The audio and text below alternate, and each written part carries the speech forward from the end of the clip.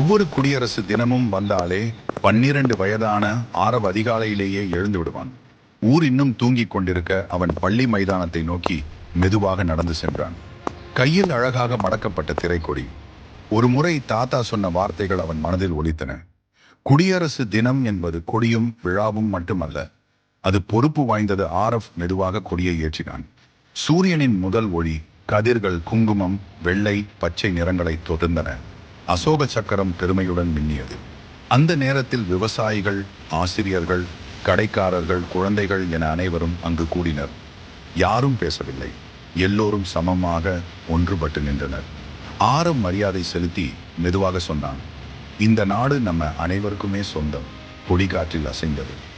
அது ஒப்புக்கொள்வது போல். அந்த விடியற் காலையில் குடியரசின் உண்மையான அர்த்தத்தை ஆரவ் உணர்ந்தார். மக்களிடமே அதிகாரம், தேசத்தின் இதயத்தில் நம்பிக்கை. ஜெய் ஹிந்த். ஒரு தேநீர் கடையின் முன் ஒரு முதியவர் நின்றிருந்தார்.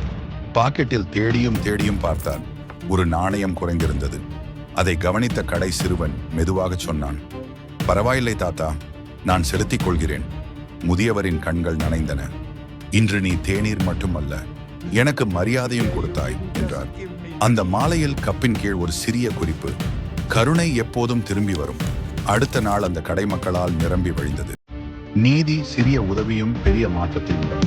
பழைய கடிகாரம் நள்ளிரவில் நின்றுவிட்டது. அனைவரும் பதறினார்கள். ஆனால் அந்த சிறுவன் மட்டும் அமைதியாக இருந்தான். அவன் ஒரு சிறிய மெழுகுவர்த்தியை எடுத்து கடிகாரத்தின் அருகில் வைத்தான். Tick tick. மீண்டும் நேரம் ஓடத் தொடங்கியது. பின்னர் அவர்களுக்கு புரிந்தது, கடிகாரம் பழுதாகவில்லை, முதலில் ஒளி கொண்டு வர துணிவு வேண்டியது. ஒவ்வொரு நாளும் மாலை 6:10 மணிக்கு அந்த பழைய பஸ் கிராமத்தை அடையும். அன்றாடமும் ஒரு இருக்கை மட்டும் காலியாகவே இருக்கும். அது உடைந்திருக்கிறது என்று சிலர் சொன்னார்கள். அதிர்ஷ்டம் இல்லாத இருக்கை என்று சிலர் பயந்தார்கள். ஒரு நாள் சோர்வாக இருந்த ஒரு சிறுவன் அந்த இருக்கையில் உட்கார்ந்தான். பஸ் மெதுவாக நின்றது. கண்டக்டர் சிரித்தபடி சொன்னார், அந்த இருக்கையில் உட்கார்ந்ததற்கு நன்றி. சிறுவன் குழம்பினான். அந்த இருக்கை என்று அவர் சொன்னார், முயற்சி செய்ய துணியும் ஒருவருக்காக வைத்தது. பல ஆண்டுகளாக பழுதுபடும் பஸ் அன்று முதல் ஒரு முறையும் நின்றதே இல்லை. சில நேரங்களில் ஒரு சிறிய தைரியம் எல்லாவற்றையும் மாற்றிவிடும். அருண் தினமும் பள்ளிக்கு செல்வான்.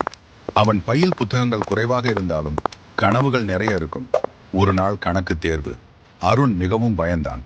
தேர்வு முடிந்து வெளியே வந்தபோது பள்ளி வாசலில் இருந்த வயதான மிட்டாய் கடைக்காரர் சிரித்தபடி சொன்னார், என்னடா முகம் சோகமா இருக்கு? அருண் எதுவும் பேசாமல் நின்றான். அந்த தாத்தா ஒரு மிட்டாயை அவன் கையில் வைத்து, பயம் போக இனிப்பு வேணும் என்றார். அந்த ஒரு மிட்டாய் அருணின் மனதை இலகுவாக்கியது. அடுத்த நாள் இருந்து அவன் பயமில்லாமல் படிக்க ஆரம்பித்தான்.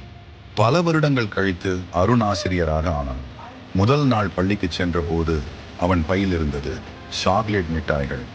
பயந்து நிற்கும் மாணவர்களுக்கு அவன் சொல்லுவான், படிப்புக்கு முன்னாடி சிறு இனிப்பு நம்பிக்கை தரும்.